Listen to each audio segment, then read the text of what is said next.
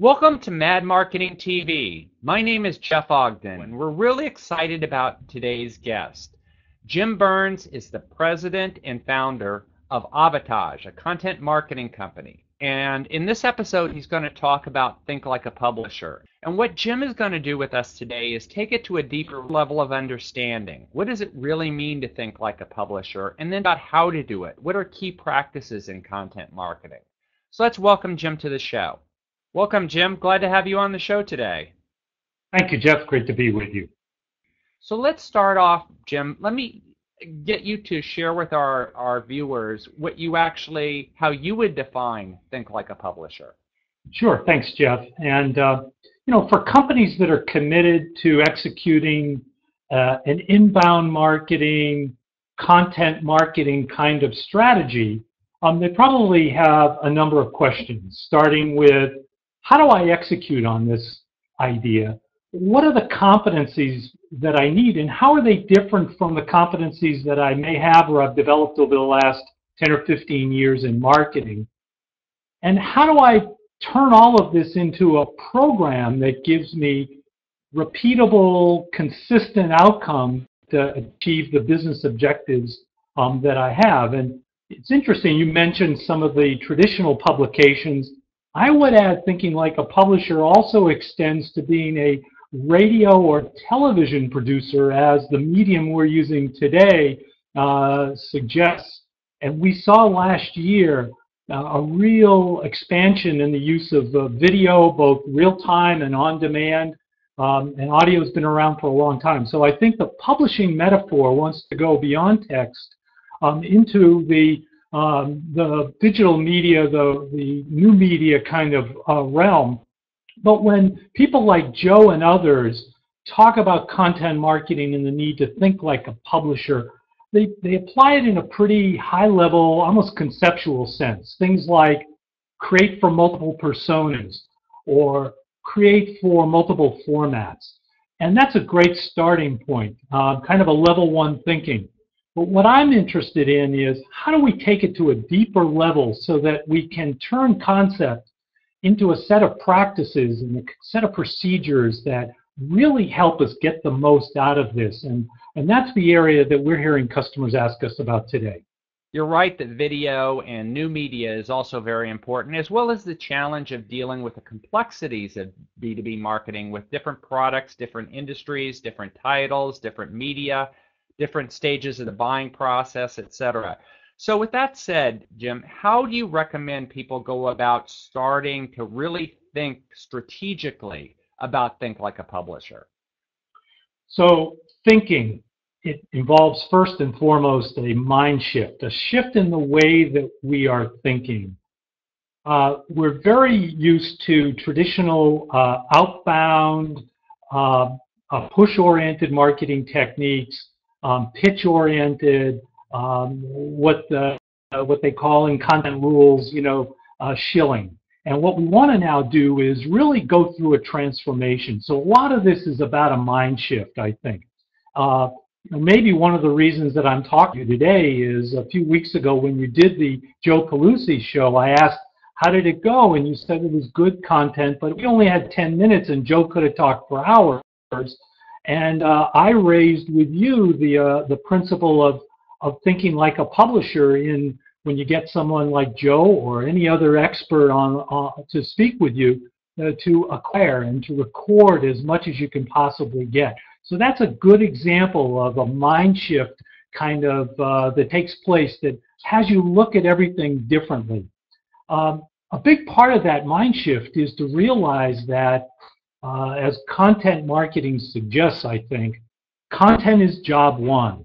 That means that things like brand, awareness, even lead generation, and obviously revenues are going to follow from doing a great job with content. So we have to get up every day thinking, content is job one, and I have to build content not periodically through random acts, but I have to build it now as a professional, meaning I'm building it every day or multiple times a week. I'm blogging, I'm doing articles, I'm creating webinars, I'm doing videos.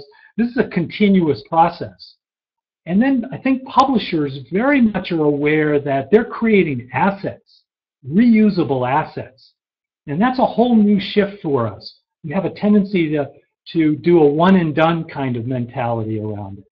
And so when we're doing all this content, we have new challenges. How do we optimize the quality, the speed with which we can produce it? How do we drive costs lower? Professionals are always looking to drive costs out. How do we make this content incredibly relevant, which is a core principle of content marketing? Personalize it. This is going to drive up the volume. So now we're seeing volume go exponentially. And so we have some real challenges that the publishing metaphor addresses. I think you hit on the holy grail there of making it relevant and making it personalized, as well as doing the volume, and that's really the challenge that I think marketers face. So, Jim, really, how should people go about doing things like a publisher? Which specifically things do you think they should start doing? Well, when I think of what publishers do, is ultimately they are covering and telling stories. So everything we want to do as we approach this content has to be through the lens of what's the story here and how should I tell the story.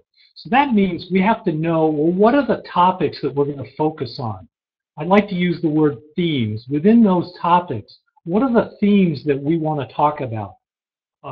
Thought leadership is a big word today, and I think it can form a bridge between traditional branding and the activities that marketers are asked to do to generate leads. So thought leadership is the basis for all content today. And that means, where can we be a thought leader? Where can we contribute to the universal conversation? We have to understand the topics that we want to follow and contribute to and how we're going to bring that perspective. And so that starts with planning. That's a huge part of the planning that has to take place so that we know what content are we going to build. How are we going to build it? And this is more than what, again, Joe Pelusi and others talk about. Publishers mean you work to a calendar. Of course you work to a calendar. Publishers know what they're going to publish in November of this year.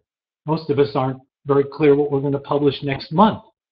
And that's important because the second step through this process is publishers are constantly acquiring content. They're interviewing people all the time. Even though they may not use it until July or November, they're constantly acquiring. But how do they know what to acquire? Back in that planning, we have to be really clear about what's the information our customers are looking for. I like to say the role of content is to answer customer buying questions. What are all the questions they need to answer in order to buy from anybody? And let's go build out content that help to answer those questions. Good stuff, Jim, and I like your approach of, being able to plan and actually looking to constantly acquire. And your advice to me of doing these after parties was a great idea, and it's been very popular too. So, with all these ideas about, creating content, doing it more modularly, one of the questions I always ask on these shows is, if you're sitting down with a CMO and she was to say, Jim, what's the most important thing I should know about content? What would you say to her? Well, I think, first of all, this is a huge topic. That's like saying, what is it that I need to know about computing or marketing? So, but within this realm of thinking like a publisher, it is very much to get the head around the mindset shift. And when you do, what you start to realize is publishers are a channel and they use channels. Today, I like the word syndication. Customers will say to me, I'm really tired of blogging. I only get 10, 20, 30 people reading my blogs. And I'll say, well, how do you syndicate your content? And they'll look at me puzzled. When you do a webinar, it's one thing to record it and stick it up on your website. It's another thing to create an executive summary video of it and put it on YouTube, to take the slides and put it on SlideShare, to build this stuff out and leverage all these different channels. So Syndication actually works two ways. It's the outbound. How can I take my content and publish it through these different channels? If I'm constantly thinking like a publisher, I'm constantly looking for channels. I'll give you an example that I'm really excited about. A lot of companies sell through channels, through third parties. How well do those source vendors leverage the channels of those third-party resellers and partners, their websites, their webinar activities, their email campaigns? How well do they leverage them by publishing or distributing content to those partners that they can in turn leverage? It's a great example of syndication, very closely involved. And the second aspect of syndication is really called content curation. If you go and look at any publication, the publisher didn't create all that content. They're syndicating that content. So today, we're really interested in using content to attract people, educate people, provide value service, but we don't have to build it all. So there's a tendency for people to think, I got to go create all this stuff. No. Once you understand the topics or those themes that you're going to cover them like a publisher. Curate, acquire, aggregate, and then republish in the form of microsites, blogs, however you want to do it, that material. This is what's going to give you tremendous lift, the ability to keep bringing fresh content to your viewers without breaking the bank.